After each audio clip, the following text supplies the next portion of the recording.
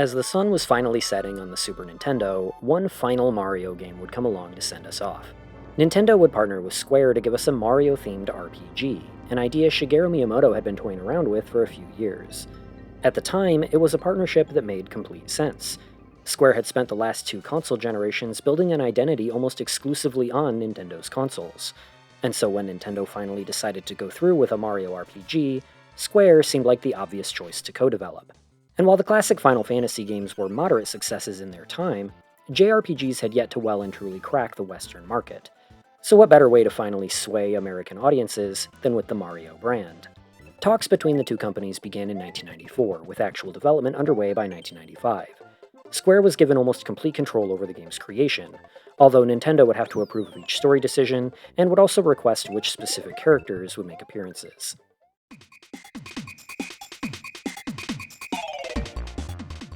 The very aptly titled Super Mario RPG begins at what would be the end of a standard Mario adventure. Mario confronts Bowser to rescue Princess Toadstool, but right as victory is within reach, a giant sword falls from the sky and pierces Bowser's keep, sending Mario, Bowser, and the princess flying. It's soon brought to Mario's attention that Exor, the giant living sword that now resides in Bowser's keep, also destroyed the mythical Star Road during his fall from the sky, causing mayhem among the Star People and preventing any further wishes from being granted. While Mario sets out to rescue the princess once more, he must also gather the 7 shattered star pieces to repair the Star Road and restore the power of wishes to the land. Right off the jump, Mario RPG attempts to be much more visually engaging than RPGs were known to be at the time. The game is presented in isometric 2D with pre-rendered 3D graphics. Of course, being a Mario title, Miyamoto also wanted to give the player a good range of movement, and include a fair bit of action and platforming, and so the player can also freely jump to clear hurdles or cross gaps. The battles were modeled largely after those in the Final Fantasy games. While enemies are visible in each environment and can be confronted or avoided as the player wishes, the battles themselves are presented in a traditional turn-based style. Mario travels with various party members over the course of the game, and each one has access to 4 groups of actions: a basic physical attack, a small list of character-specific special abilities, using items, and either defending or fleeing. Each of the 4 actions is mapped to one of the controller's 4 face buttons, simplifying and streamlining the usual RPG battle format. Characters gain EXP and grow levels just like any other RPG, and in addition to the usual stat increases expected of level-ups, each level also offers a level-up bonus, wherein the player can choose additional increases to that character's physical stats, magical stats, or HP.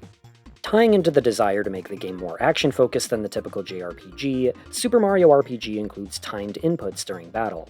Whenever a party member executes an attack or special ability, if the player manages to press the corresponding button within a certain window during the animation, the attack will receive a bonus, usually in the form of increased damage or improved effects.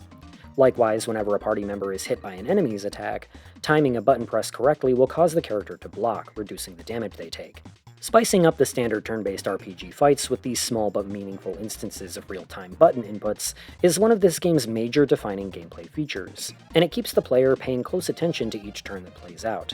Knowing that they can possibly affect the outcome of any given attack on any given turn really does a big part in resolving the long-standing issue of turn-based battles, that being that the player could just mindlessly mash the attack option over and over.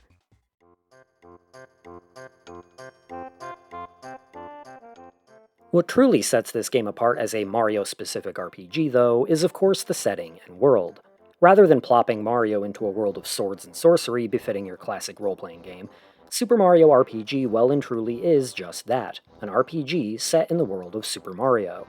Enemies are all Mario-themed, like Goombas, Chain Chomps, and even an enemy that looks suspiciously like a certain Kong. Your party members don't fight with swords and shields, but rather hammers and shells. Mario's special abilities aren't magic spells, they're all jumps and fireballs, just like in Super Mario Bros. Each town you visit in the game is filled with Mario NPCs, such as Toads and Yoshis. But I think what truly makes this world shine are the characters and dialogue. Mario RPG is overall a very lighthearted game, filled with a lot of charm and humor. I really like how Mario is actually treated as a celebrity within the world of the game since he's saved the princess so many times, and people ask Mario to prove who he is by jumping. It's Mario's signature, quite literally. It's especially funny to me that frogs in particular respect Mario for his world-famous jumping prowess. Saving your game is presented as being somewhat diegetic, with Mario jumping onto and off of the save screen. It isn't just Mario characters we run into either.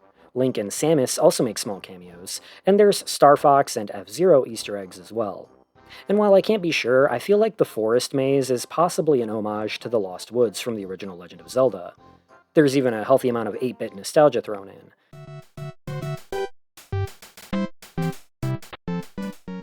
And outside of Nintendo-specific references, the Axum Rangers are a clear nod to the Super Sentai shows that were popular in Japan at the time, which most Americans would be familiar with via Power Rangers. The game also introduces two original party members, Mallow and Geno, and they both feel right at home within the world of Mario. Mallow is an orphaned cloud child raised by frogs, and his quest to find his real parents kind of forms the emotional through line of the game's story. Geno, meanwhile, is a warrior of the Star People who chose to inhabit a wooden doll in order to aid Mario in repairing the Star Road, and thus he serves as a constant reminder of the party's ultimate objective. Geno as a character would earn quite the cult following among fans, who constantly clamor for his return in future Nintendo titles. Unfortunately, this has proven difficult due to the complicated copyright issues involving Square's original characters. For my money, though, the most entertaining character in the game by a long shot is Bowser. Yes, in this game, Mario and Bowser actually team up to defeat Exor and the rest of the Smithy gang. Although, as Bowser would claim it, he's simply letting Mario become a member of the Koopa Troop until he can get his castle back. This was the first Mario game where Bowser was given a really well-defined personality, and reportedly this was almost entirely the work of Square, with Miyamoto giving them basically free rein to write the character however they wanted. His depiction here as an arrogant, self-centered blowhard is endlessly funny. He refuses to actually admit that he was kicked out of his own castle. No, he was just on vacation when the Smithy gang took over, and he's sticking to this story even though Mario was literally there when Exor showed up. The fact that the other party members just kind of roll with Bowser's crap only adds to the humor. They are just so used to dealing with Bowser by this point that they know it's not worth arguing. Just let him get his castle back and things will all go back to normal. The game's standout localization plays a big hand in its endearing tone. The actual story of Mario RPG isn't amazing. It gets the job done, but it overall feels a bit incohesive and isn't paced great. No, it's the characters and dialogue that absolutely carry this narrative. This game wouldn't be half as entertaining as it is if it weren't for the script, and that kind of stuff can only be truly brought out by a great localization. Mario RPG's translation was handled by a group of 3 people, supervised by Ted Woolsey, and Woolsey's trademark humor is all over the English script. If you ask me, it's all the better for it, too. As party members, the characters all serve clear roles defined by their base stats and special abilities. Mario is mandatory in the party at all times, and thus has well-rounded stats across the board, but the other 2 party members can be chosen from the available pool of 4 at any time. Princess Toadstool is the resident white mage, largely being used for support and healing. Mallow is probably best described as the black mage, with several elemental attacks that can potentially wipe entire enemy parties in one go. Geno is the glass cannon, with his adaptable gun arm and special star abilities dealing great damage, but in return his defensive stats are quite lacking. Bowser then is the inverse of this, being an incredibly tanky character specializing in defense.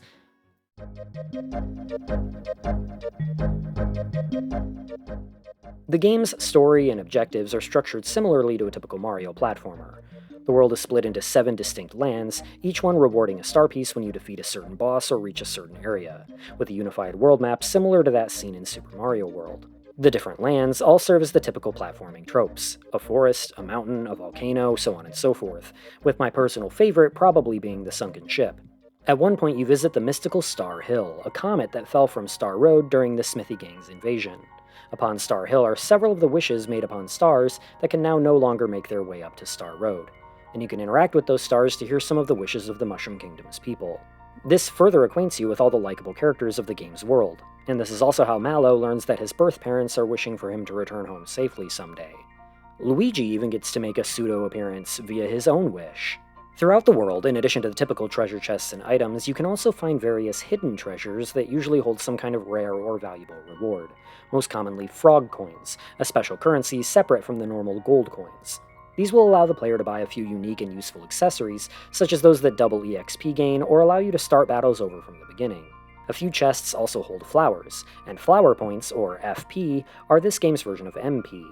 FP are shared among the entire party and are used to perform each character's special attacks. In addition to the flowers found in chests, the player can also find flower tabs, jars, and boxes, items which can be used to increase the party's FP total by 1, 3, or 5 respectively, and completely refills them in the process.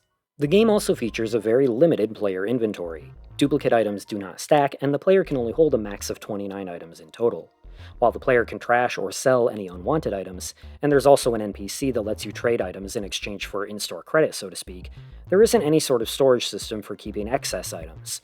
This turns item management into its own sort of strategic gameplay decision, keeping just enough items on hand to get you through the next area, but not so much that you're unable to pick up useful new items. While my typical RPG tendencies led to this being something of a nuisance at first, I started to appreciate this system a bit more once I dropped my usual hoarding mentality and actually started using the items.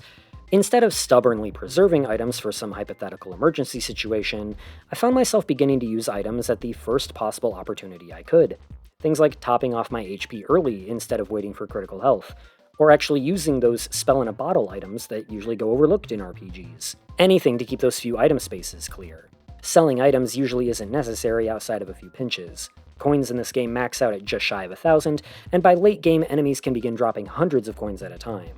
And so when selling items doesn't really have any long-term benefits, I'd rather actually find a use for them instead of just throwing them in the garbage.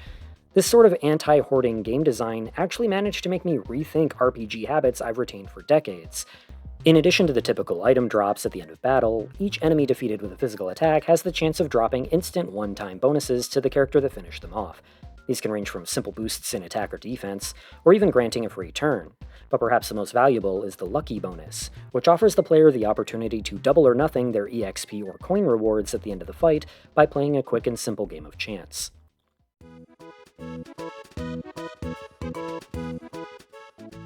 Being a Mario game, which are known for having a widespread casual audience, both Square and Nintendo wanted Super Mario RPG to be something of a gateway into the genre. Square had tried this years earlier with Final Fantasy Mystic Quest, to somewhat mixed results. Here with this attempt, the game designers decided to put more focus on platforming and movement, but also simplified the typical Final Fantasy formula, softening the edges into a more forgiving and laid-back RPG experience. The game automatically heals a character's HP upon each level up, and will completely restore the party's health and flower points after each boss fight. Status conditions inflicted on the player are fairly low punishment, as they do not last past the end of each battle. Even KO'd characters will be restored to 1 HP at battle's end. The fairly low money cap of only 999 coins, coupled with the abundance of item drops, means that raising funds is never difficult nor overly time-consuming. Sometimes using an item during battle will even result in a freebie item instantly replacing the one you just used. Enemies are also pretty likely to flee from battle if the player is even a smidge overleveled. At certain locations, the player can also find the trusty old superstars that grant Mario invincibility for a few seconds. And while in this state, any enemy Mario comes into contact with will be instantly defeated, granting the player free EXP in the process. Utilizing these stars to defeat as many enemies as possible can often be great shortcuts to gaining an easy level or two. The max level cap is just 30, as opposed to 99 like in most RPGs, and the EXP curve in this game seemed almost perfect. Never once did I go out of my way to grind, and still my last party member reached level 30 literally right before confronting the final boss. Every trait you'd see in a typical JRPG was rethought for the purposes of being friendly to new or younger players, resulting in a streamlined experience from a genre that typically takes pride in being mechanically complex. Mario RPG also features several breaks from the typical RPG formula, with almost every area featuring some sort of minigame or action event to spice things up. The subplot with new villain Booster culminates in a humorous wedding scene involving Bowser, Booster, and Princess Toadstool, and which characters end up kissing is determined by how quickly the player acts. The end of the Mole Mines features a high-speed minecart ride that the player can replay again and again to place a high score and win coins. There's a hidden casino late in the game where you can play the slots or blackjack. An island of Yoshi's hosts Yoshi Races, wherein the player can wager Yoshi cookies, get it? You can buy a Game Boy from an NPC that will allow you to play a simple Galaga-style shoot-'em-up. And the most memorable minigame for me was the Midas River, where Mario has to swim against strong currents and jump barrels to collect coins as he's carried down a waterfall. These minigames all provide their own sense of challenge, but also don't offer any significant or rare prizes, so the player never has to feel obligated to perform well at these games if they don't want to. They're all low stakes enough that the average player can just do them once and move on, but also difficult enough that those seeking to get them perfect will have a lot of practice ahead of them.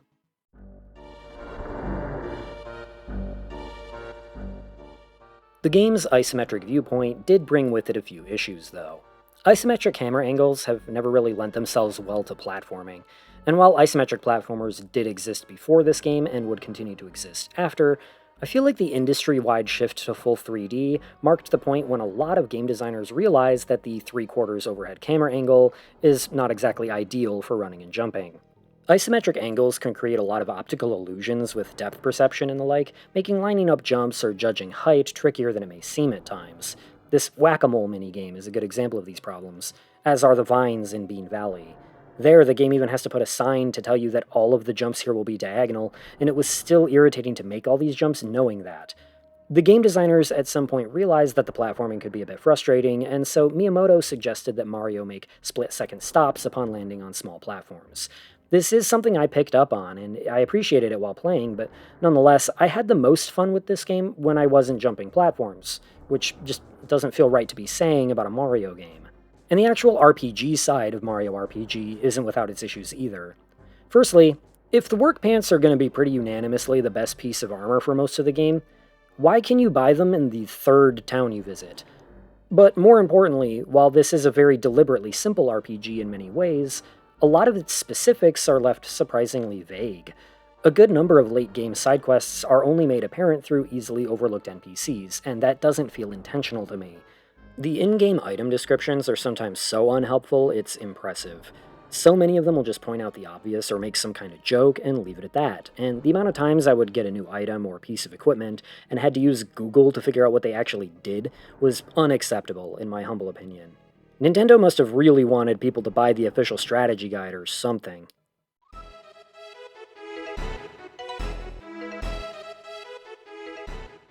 Visually, Super Mario RPG is yet another late-era SNES game that uses entirely pre-rendered sprites.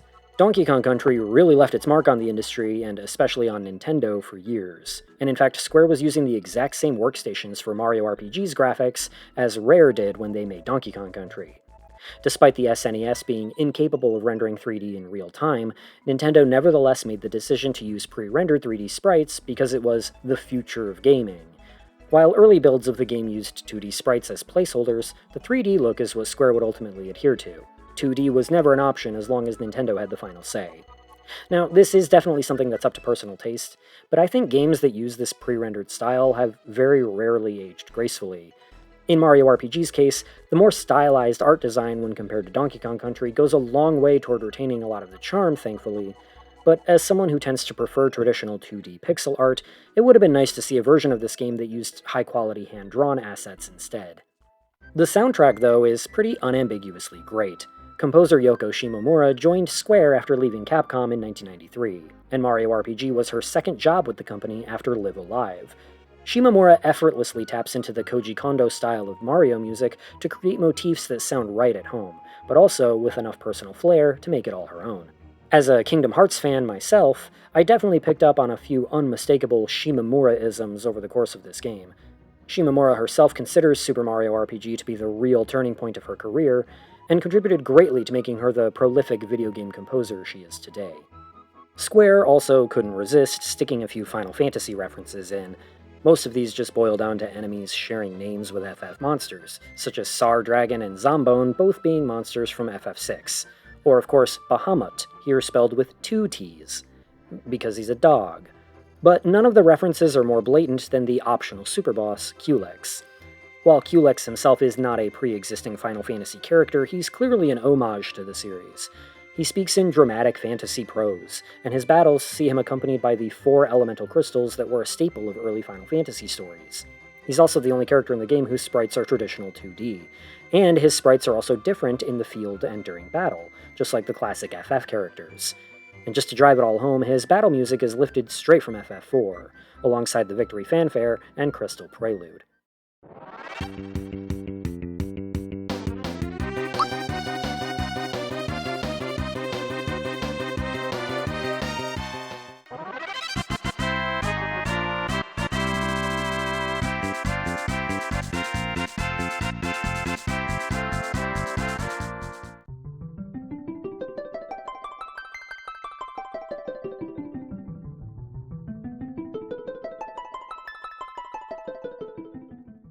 Super Mario RPG was a fairly big success when it was released in 1996. It was the third best-selling game of the year in Japan at nearly 1.5 million units. Keep in mind that Super Mario 64 came out the same year, and in the US, it was the most rented video game for 14 weeks straight. Critical reception was generally positive, but not particularly glowing. The game's dialogue, characters, graphics, and puzzles were all well received, but people seemed more mixed on the game's battles. Some found its Mario-style take on traditional turn-based fights to be refreshing and unique, while others felt the battles were too simple and, as a result, repetitive. People were also not very enthusiastic about the story, which felt like it lacked focus. As for me, while I don't think the battle system was bad by any means, I did find it a bit dull. While the timed hits do a good job of encouraging the player to actively pay attention during each turn, at a certain point your characters will get strong enough that timed hits and blocks won't really matter anymore. You'll be defeating most common enemies in one hit no matter what, and most attacks won't do more than 2 or 3 points of damage to your characters. Mario RPG also lacks any real replay value. While there are a handful of optional late-game side quests that the player can choose to check out, the story lacks any branches or alternate scenes of any kind. And the way each character's abilities are set in stone means that the player isn't going to be making a lot of interesting gameplay decisions in terms of their party makeup. Super Mario RPG's overall simplicity does make it a great starter RPG for novices of the genre, but it also means that a single playthrough will mean you've probably seen everything the game has to offer. And with the game being only around 15 hours, fairly short for an RPG, veterans of the genre, or those looking for more meaty mechanics to chew on, are really better off looking elsewhere. That being said, as far as beginner RPGs go, Super Mario RPG does a much better job at easing younger or inexperienced players into the world of role-playing games than Square's prior attempts did. Mario RPG sands off the genre's edges that novice players may find too complicated or daunting, but it also doesn't insult the player's intelligence by holding their hand too much. Compare this to Mystic Quest, which could feel damn near automated most of the time. Despite the angry comments, I still stand by what I said in my old Mystic Quest video. You don't have to make an RPG for toddlers to appeal to casual audiences. Mario RPG is a casual-focused RPG, but it doesn't conflate casual with idiot. It understands what makes RPGs appealing at a base level, and represents it all in a way that could still be entertaining to anyone. Moreover, Mario RPG would also pave the way for future crossover projects for Square, perhaps none more notable than Kingdom Hearts. Super Mario RPG would be the final Mario game on the Super Nintendo, with the Nintendo 64 releasing just a few months later.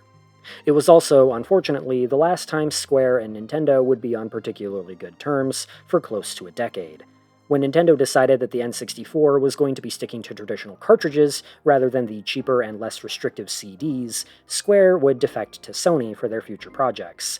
And the somewhat messy divorce meant that no Square games would see release on a Nintendo console until 2003 on the Game Boy Advance.